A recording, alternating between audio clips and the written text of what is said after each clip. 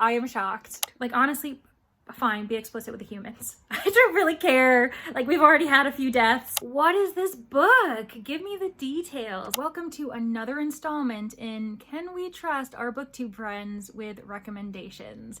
Today we are focusing on Bree from Four Paws in a Book. She is the next victim in this line of questions. I have 3 books that I need to read in honor of her, and I'm actually very excited for all 3. It's kind of a relief because this past month has been really chaotic for me. I've been in a reading slump out the wazoo, and I feel confident about the 3 books that Bree has given me. But if you're new and you have no idea what this Can We Trust series is about, well, it was a venture created in honor of Brittany from Brittany Loves Reading. When it was her birthday in February, we all decided to kind of honor her with vlogs, asking ourselves if we can trust her, because we're really good friends. And we brought her such anxiety that she said, no, we've got to do this for everyone in the group as well. So every once in a while, we will feature a different person within this original group. And that includes Bree from Four Paws in a Book, of course. It also includes a few people who've already had their turn at the wheel, including Brittany Loves Reading, Nicole from Dusty Book Sniffers, and Crystal from Bomb Book Reviews. And there's a few of us stragglers who haven't been chosen yet.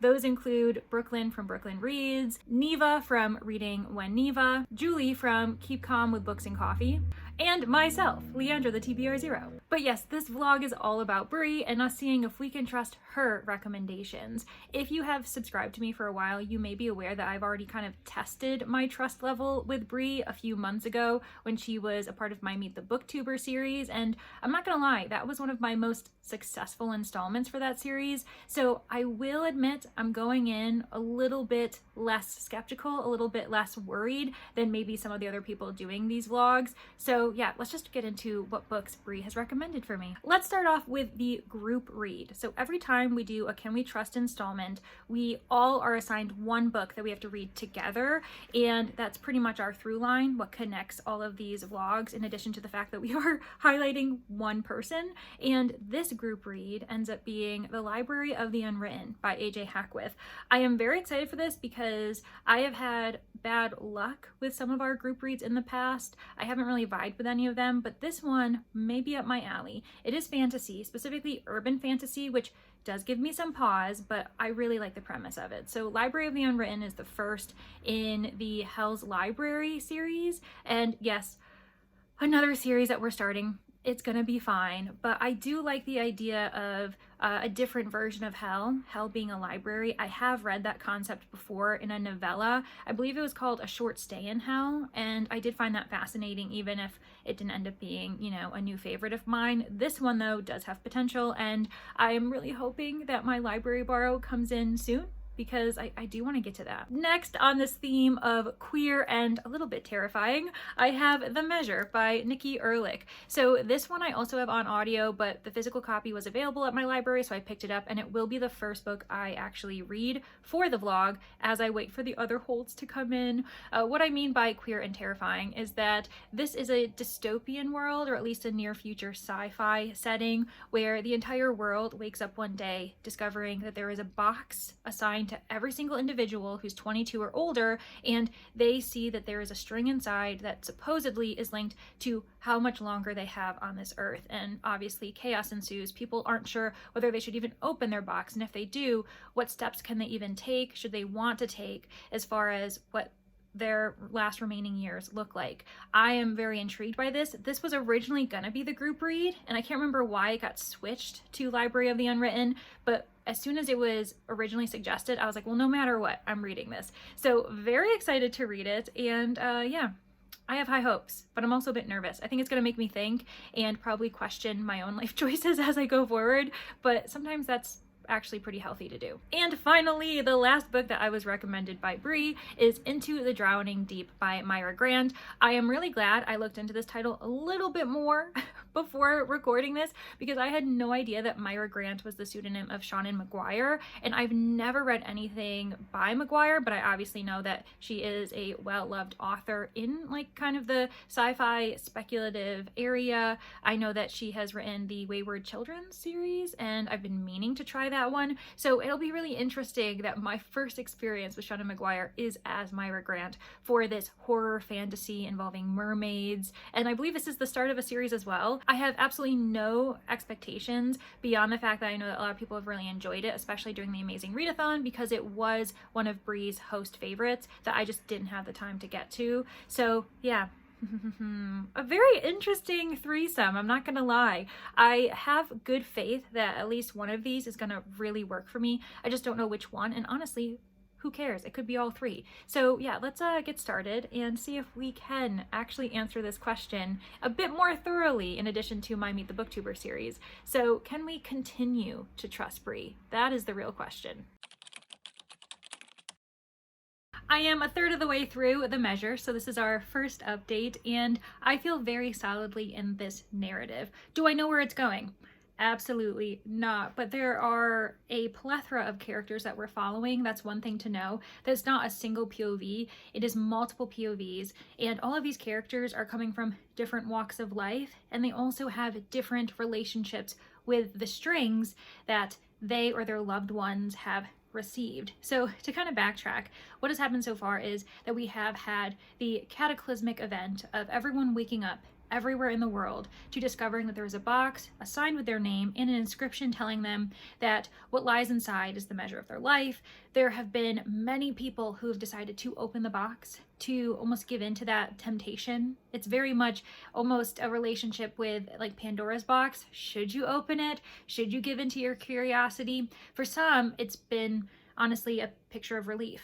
They have a very long string. They know they're going to be living into their 80s, so they can just carry on with their lives with that comfort in mind. But for others, they've discovered that they have quite short strings, whether meaning that they only have a decade left or years left of their life. And what do you do with that?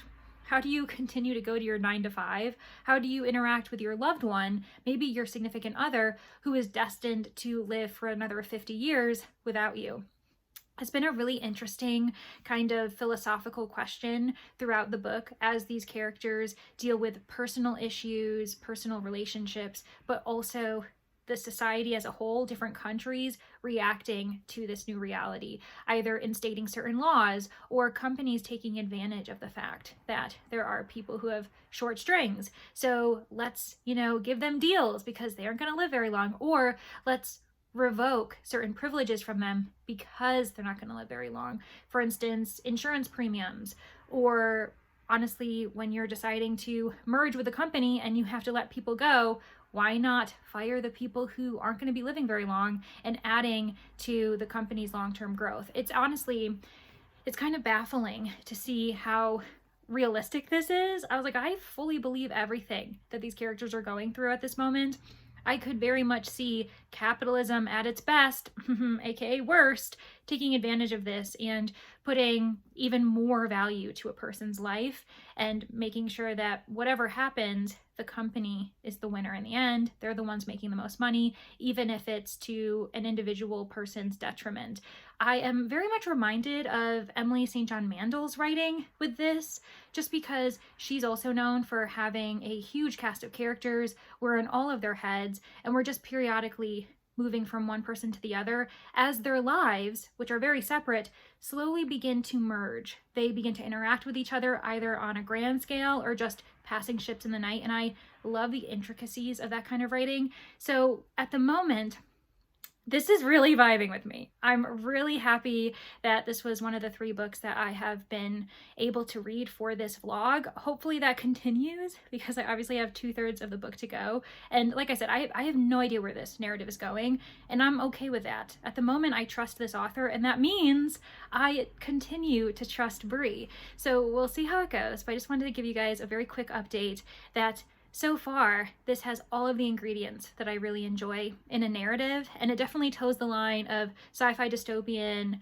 and a bit of literary contemporary fiction, just because of those philosophical questions and the quiet conservative nature of Ehrlich's writing. It's very beautiful, but also simplistic in my opinion. So yeah, that's my update for now, and I'll let you guys know what I think as I read a little bit more. I am 2/3 of the way through The Measure, and I am telling you right now, at the moment, I would trust Brie with my life.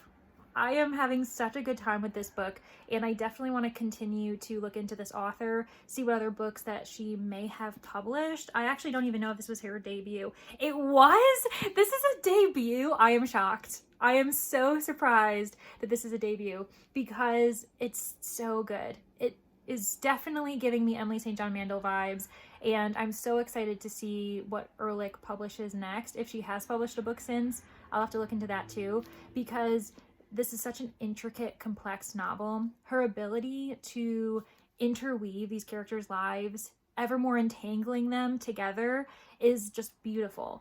I am so invested. I love that we have a variety of characters that we're following as well. People who have long strings, people who have short strings, and those who have refused to open their box for one reason or another. We are also being challenged to see what life would be like, how countries, community members, family, and friends would react if this became our reality. And I feel like it feels very authentic. It feels very realistic. And I'm sad to see that in certain ways, especially when it comes to the American public.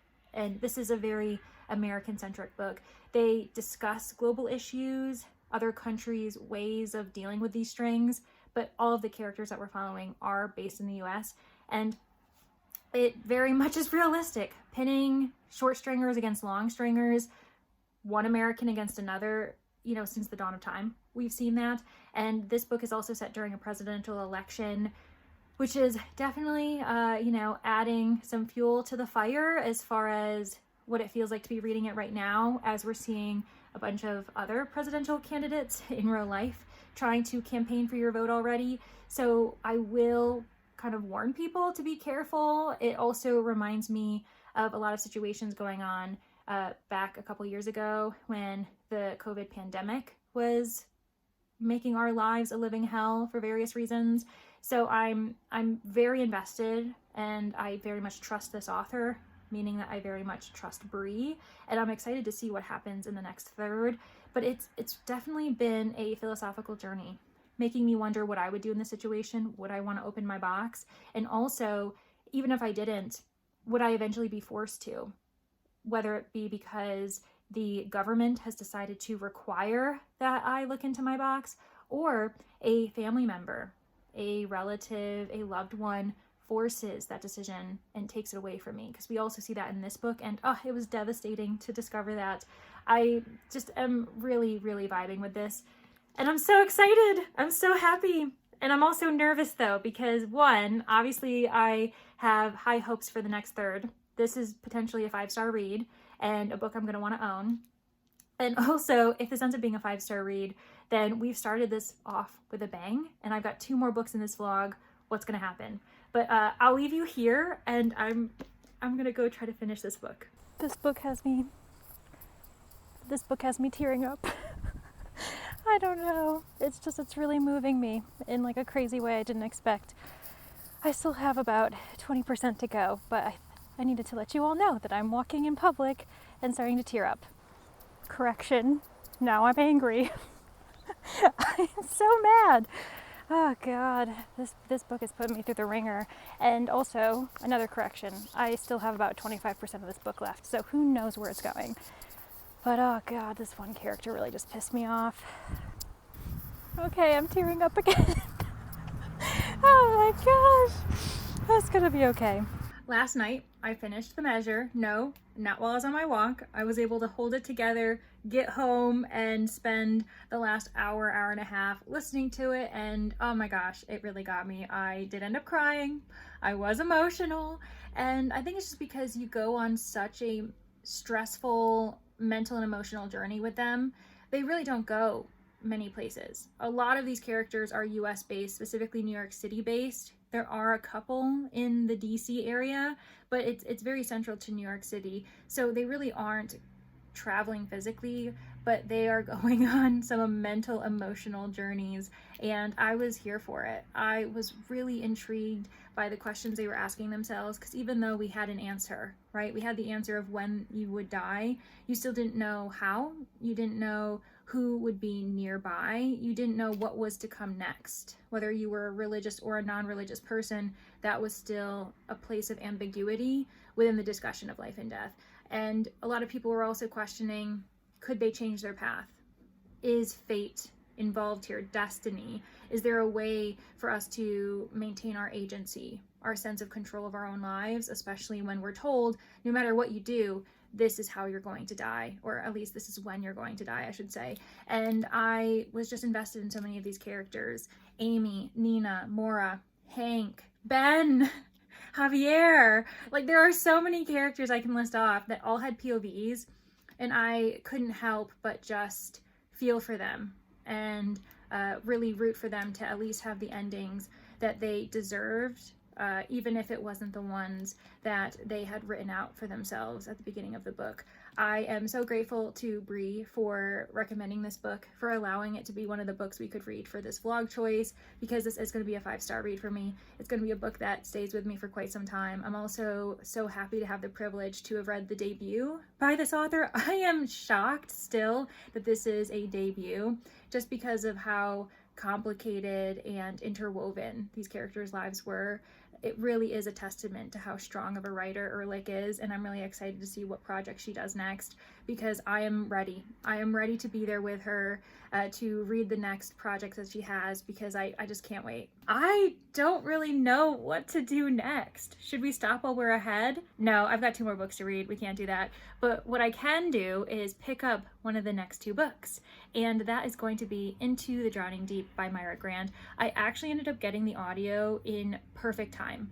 I finished the measure last night. This morning I woke up to Libby notifying me that the audio was available. I already had the ebook, so I'm really excited to immersion read this. I have started it already. I'm about 12% in. I did go on another walk this morning, and I decided to start the book while I was walking, and I cannot express enough how the audio enhances this narrative. There's a certain scene that occurs already, and I was shocked by the voice I heard and the descriptions. It was just extremely visceral, and I'm really looking forward to seeing what actually happens in this horror fantasy with mermaids. I'm not going to give you an official update until I get probably about a third of the way through this book, especially because it's quite a long one. The audio alone is 17 hours, and I don't know what the physical copy is because that's the one format I don't have, but I'm really excited, and I'm hesitant to go off of the ebook again and just do audio because of how much I enjoyed it, but I want to savor it. We'll see what I decide to do, but for now, I can tell you I'm very excited for this one too. So yeah, let's keep it at that and see if my mind changes at 33%. But for now, this is feeling like an amazing vlog, and that Bree has really hit it out of the park. I'm gonna say it right now. That's what I think is gonna happen. I just realized that I was in the car, and I could have given you a classic Bree-esque car update, but you know, we've got time, we've got other updates, and for now, I need to talk about Into the Drowning Deep by Myra Grant. So I am a third of the way through it. I'm listening to the audio, but I also have the ebook, and I've been periodically doing an immersion read, and then when I'm busy, I've been doing an audio, like when I'm driving in the car, and I have to tell you, I am obsessed. I am so invested in this narrative, and I am actually really glad at this point that it's as long as it is, because I now have 2/3 of the book to go, and I've just enjoyed myself so much. There is an array of characters, which is actually similar to the measure. We have multiple perspectives. We are following all of the characters in third-person point of view, which is also a preference of mine, and all of these characters are slowly interacting with each other, and they're all actually on this ship going into the deep, into the Mariana Trench in search of mermaids. And it's all inspired by the fact that there was an original ship, the ship that came before, the Itargatis, and that had a crew that was being commissioned by Imagine Network. They were hoping to do a mockumentary on the Mariana mermaids. When they arrived, obviously, they were terrified by what they found, and no one survived the attack, the ship was found with no one on board, and it pretty much was swept under the rug, deemed a hoax, even though there was footage that proved that these mermaids existed. People just kind of blamed it on CGI, saying, oh no, it's been doctored, it's not real. And now Imagine Network is sending a second crew to not only redeem itself, but to ensure that they are the first ones to verify, confirm that mermaids exist. And everyone on the crew has a different reason for being on the ship, which I really appreciated, and they have a different skill set. They also have different disadvantages, different weaknesses, which I'm really looking forward to seeing how the author plays it up. But I really like Tori. She is a sonar expert, and she's the one who discovered that these mermaids do mimic. So they are able to replicate sounds perfectly to the point where it feels as though the recording has just repeated itself. And that is the most unnatural thing for any type of animal, to repeat itself perfectly in pitch, in tone, in length of speech. So that proves that these mermaids are just other. And there have been, you know, little sightings, little instances where these mermaids are clearly around the ship at this point, but nothing has happened. And I'm glad I was able to provide an update before, because I am feeling the tension. I was wondering for quite some time if we would be able to keep this pace, keep this heightened level of suspense throughout, just because it is a longer book. The audio is 17 hours, nearly 17 hours, and I don't know what that means in ebook form, but it's a long book, and that really did worry me. But for now, I'm excited. I'm so glad that it's longer, because I get to just sit with these characters for longer. But it's also terrible because I'm invested in everyone, and I have tried to pick and choose who I'd be okay with sacrificing to the mermaids, and I can't tell how many of them are even going to survive, but most of them I assume aren't going to, just because of the tone of this book. And I'm also appreciating the emphasis on the climate crisis, on human intervention, how much humans have damaged the ocean life, and continue to do so. There has been some social commentary on poaching of oceanic animals, of throwing toxic waste, and just like causing mass death within the oceans. And I've really, really enjoyed that, because when you're talking about a narrative like this, you would have to like take it from that lens, because we're dealing with these creatures that aren't predictable and are also doing their best to survive in an environment that is becoming ever worse. And it's all because of humans. Like, we have to pay for what we have done.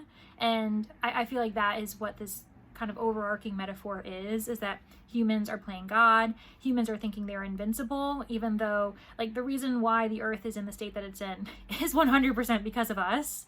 And yeah, I'm okay with us having a few of us being tortured and killed in disgusting ways by mermaids. We'll call it retribution. Why not? So it is early days, which can be dangerous, because I'm telling you, I am adoring this book. It's also reminding me of Jurassic Park. I need to emphasize that right now. And I know that sounds really strange, but we have a lot of similarities. One, there's this creature that is the other. So there are dinosaurs and there are mermaids. These creatures of like a time that are not our own. One is like kind of mythical in fictional form, stories upon the sea. So they are just a bit, you know, at arm's length from us. And dinosaurs are the same. You know, we see them in textbooks and we see their bones, but they are held at arm's length because we have never been in the same environment as them. So these two creatures are similar in that they're also not predictable. They cannot be controlled. They are violent by nature, by instinct, something that humans think they can prepare themselves for, that they can protect themselves against. And I mean, the jury's still out with Into the Drowning Deep, but like, they have a really good track record. Like, there have been multiple examples provided of these mermaids freaking taking people out. So I'm really enjoying that. And plus, a majority of the cast, or like the character list, are scientists, experts in their field.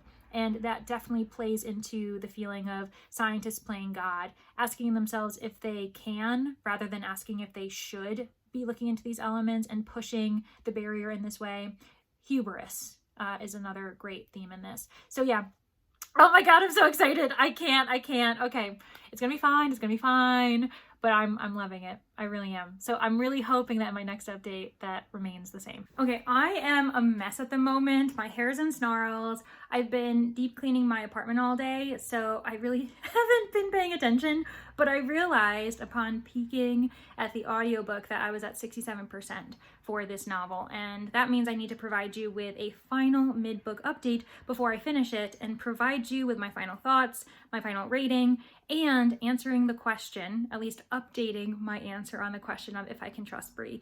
And at the moment, this is feeling like a 5-star. So just so you know, if we reach the end of this book and I come back to you with any other rating beyond a 5-star, it's because of that final third. I honestly have been feeling this since the first page. I have been feeling 5-star vibes the entire time. I'm so invested. I am really appreciating how much of a sci-fi horror this is. And yes, we need to pause there for a second. This is sci-fi horror. It is not fantasy. I'm going to double down on that. Yes, we have mermaids. They're trying to explore the Mariana Trench in search of these cryptids. But the fact that all of the characters, the entire cast, is of some type of scientific field. They are experts in sciences like marine biology, engineering, sonar.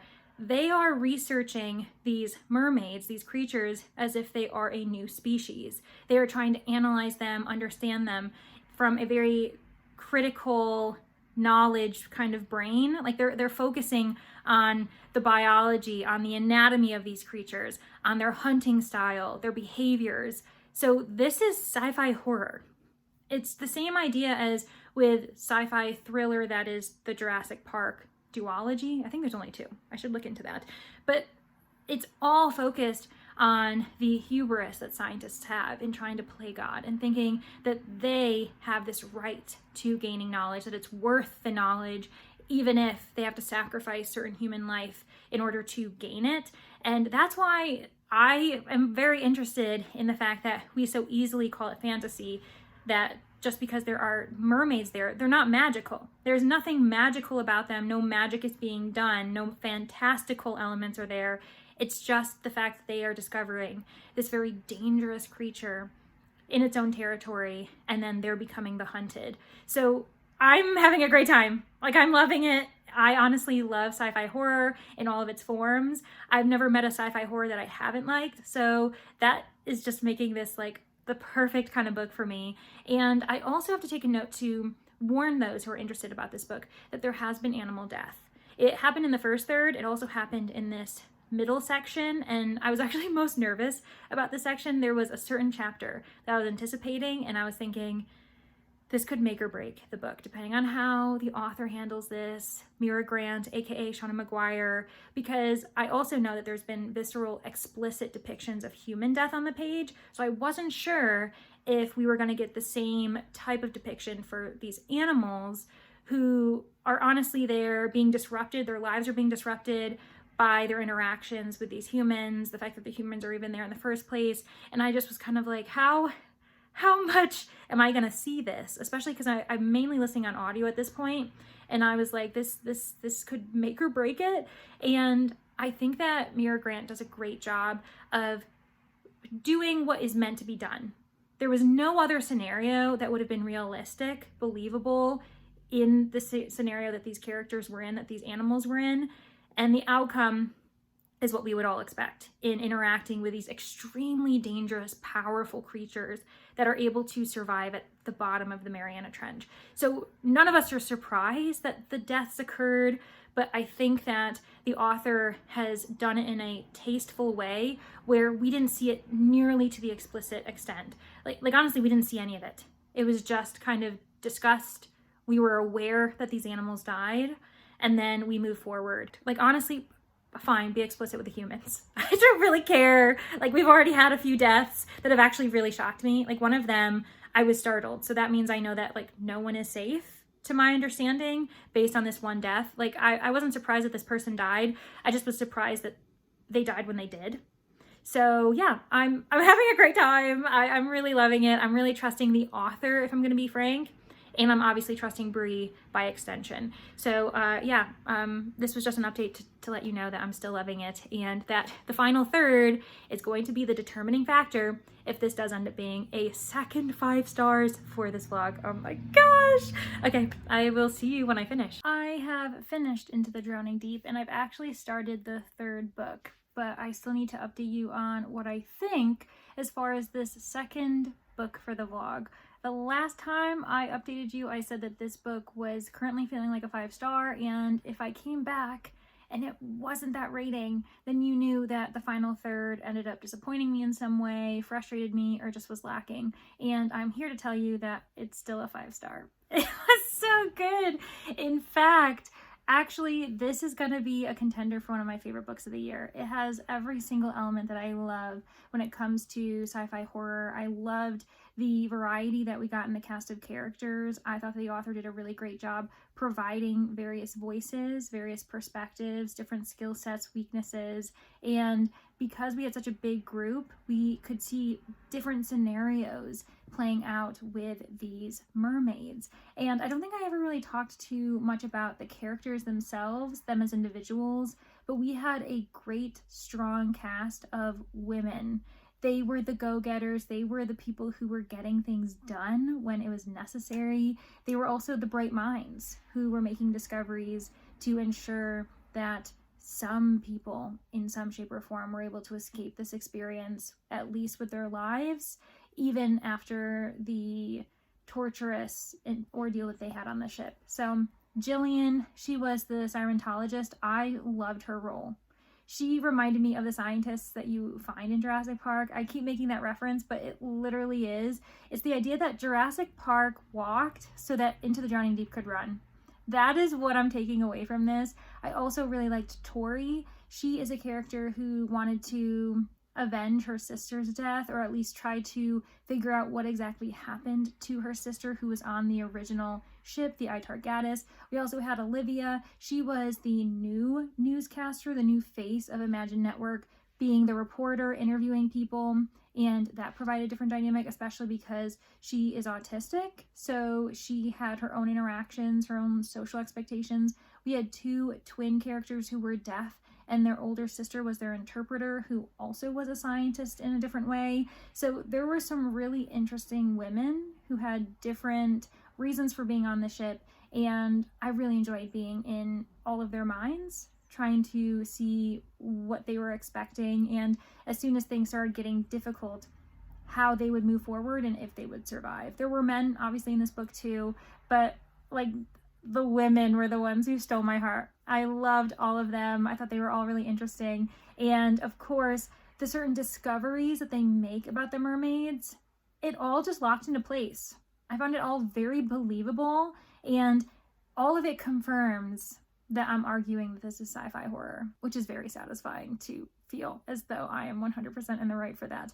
All right, well, now that I've had a second 5 star for this vlog, one that is going to possibly be my favorite book of the year if I pause to really think about it, we have to move on to the final book of the vlog, and that's the group read. It's The Library of the Unwritten. It's the first book in the Hell's Library series. I'm pretty sure it's a series. And this one I was the most nervous about, mainly because I wasn't sure how I'd feel. The fact that it's a group read adds pressure because you know everyone else in the vlogging series is reading it. It's the one that was chosen for us specifically by Bree versus the other 2 in this vlog.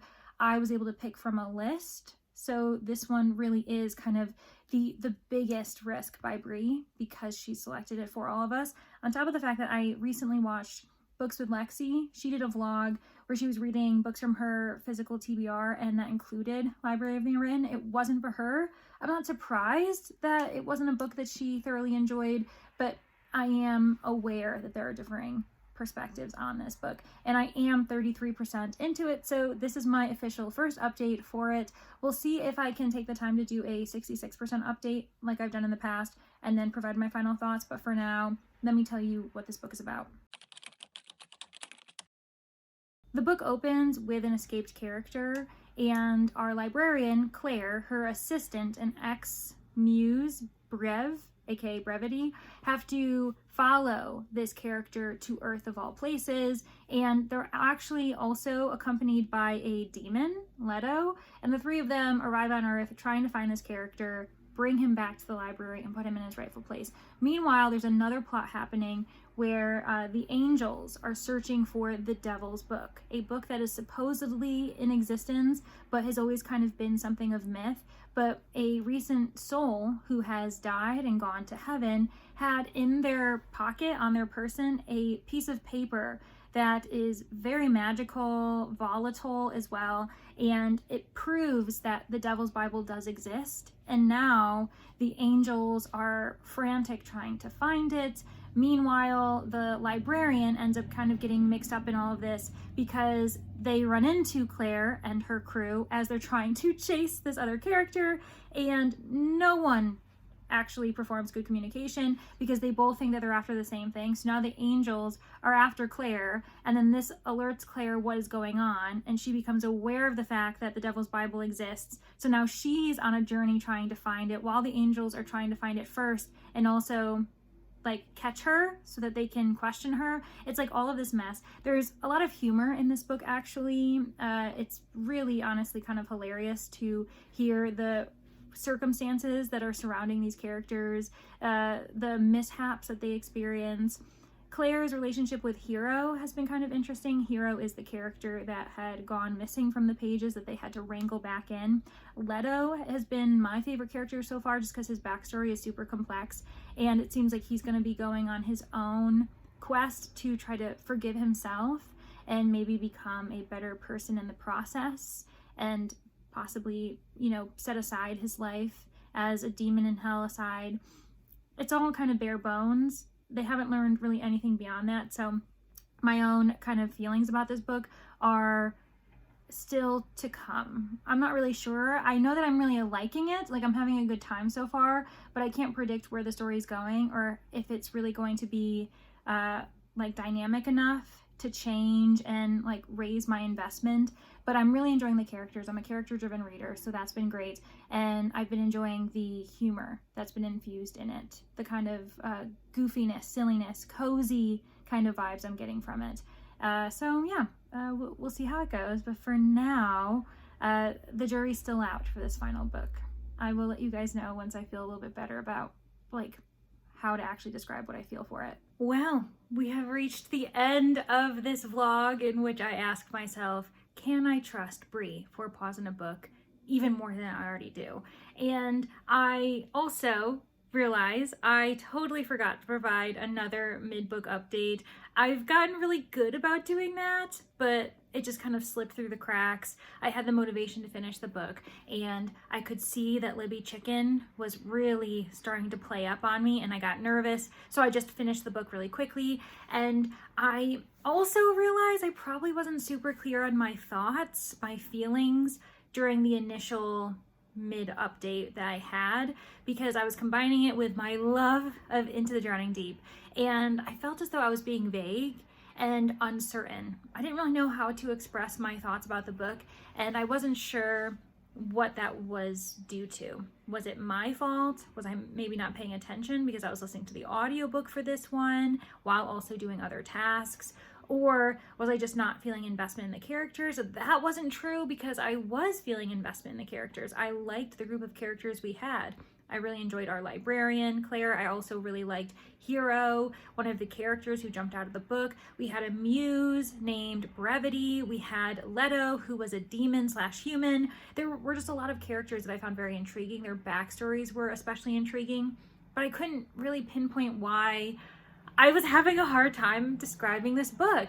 And now that I've finished the book, and it has been a handful of days since that happened, I've been able to, one, lean on my fellow readers because this is the group read. Everyone else is reading this book. So I talked with Brittany, I heard about Julie's own expectations, her own reactions, and you know, I started to realize, okay, this is actually a lot more beneficial to talk with others, and that's why we are on booktube. That's why we talk about books, especially when we're having a hard time expressing what we're thinking about it. And I think for me, the author was focusing way too much time on the ideas, the many ideas that they had, as far as the many different types of afterlives, wanting the characters to move about. It's a bit of a journey book, and just show all of these different ideas in one, rather than focusing on one thing, one book at a time, because everything ended up being very surface level. And I also felt as though we were rushing through these worlds to such a high degree that my investment in the storyline just ever more started lessening. So I think I wanted there to be a better balance. And there were a few conveniences toward the end of the book regarding certain reveals and the relationships, the connections between certain characters, that I just don't think we really needed. I also didn't like that at one point the characters split up. Some stayed at the library and some moved on and were kind of running around. I just didn't really understand why we had that as well. So for me, I felt as though this book needed us to calm down, narrow our scope, and have the author then gradually introduce us to the various afterlives that exist, rather than kind of very quickly throwing us around. I felt as though I just didn't have investment in the actual goal. I felt as though we also never really knew why the Devil's Book was so coveted. Like, I obviously know that it's a scary book and we don't want Lucifer to have it. We don't want Heaven to have it. Like, anyone who has it is obviously super dangerous. But I felt as though we were really vague about the ramifications surrounding that. They were talking about how war would break out, but okay, what is this book? Give me the details. I think I needed a bit more details as far as like what this book actually encompassed. And then I can be like, okay, I'm with you. We need to do everything in our power to get this book back. Because it just felt like everything was vague. Everything was just surface level, and that prevented me from really caring about anything. With that said, I really appreciated the ideas of this multi-afterlives world, that they could move around, that different characters would go to different afterlives depending on their own belief systems. I also appreciated the pansexual rep in here. I had no idea it was going to be in here, and the way it was handled, the way it was introduced, was just really nice. It was very simple, and I really appreciated that was in there because, again, I didn't expect it to be. And the author's writing does have merit. I would understand why other people might actually really enjoy this book. Just for me, it felt a bit lacking, and I just found myself not caring very much. Having the audiobook really helped, because if I had the physical book, I don't think I would be as invested, as motivated to keep going. And that's why I've been very up and down about what my rating should be for this book. Like, I have said multiple different ratings to different people because I just don't know what to give it. And I think I feel comfortable giving it a 3.5. I think that's fine. I'll give it a 3.5. I just didn't really care that much. And that's a bit of a shame. Especially ending the vlog in that fashion. I had 2 5 stars before The Library of the Unwritten. I also don't even think I mentioned the title. The Library of the Unwritten is obviously the book I just finished. Oh my gosh, what a mess. But I obviously very much can say that I trust Bree. And it's important to remember that one of the 5 stars I gave was supposed to be the initial group read. So really just what messed it up was the fact that the group read was changed, because I would have given the group read a 5. I gave the measure a 5. I'm actually looking to potentially purchase the book. It's on my wish list at the moment, just sitting there.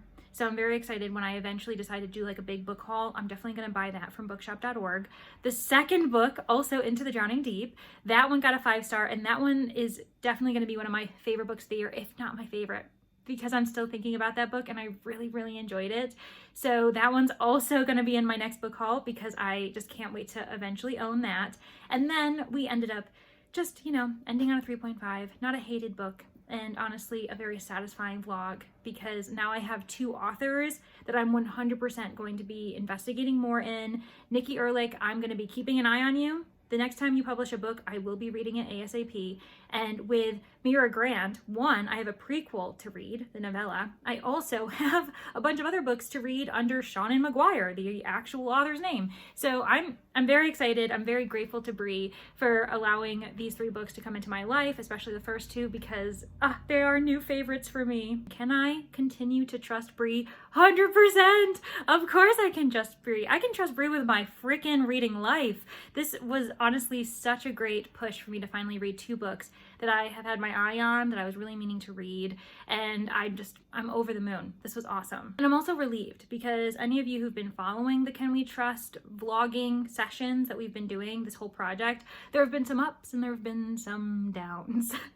And so I really needed a win for this vlog, and I'm just so glad that Bree was able to provide it to me, and I can continue to recommend these books to other people, even Library of the Unwritten, because I understand why some people give it 5 stars. I understand why some people would gravitate towards it, but I think what also might have hurt Bree is that she already recommended Small Miracles by Olivia Atwater to me, which also deals with this idea of heaven, hell, virtue, angels as main characters, and I adored that. So this one just felt like it was a bit lacking, and I think it was also a bit wishy-washy as being like kind of cozy but not cozy, in the same idea where some people think that Emily Wilde is cozy but kind of dark for a cozy. This doesn't get too dark, but it kind of gave me cozy vibes. I don't know, maybe I'm the only one who thought that, but I kind of realized that the kind of vibes I was getting from it isn't my cup of tea. This is your reminder to go subscribe to Bree from 4 Paws in a Book, as well as check out all of the other Can We Trust Bree vlogs that are coming out today. I should have the playlist linked below,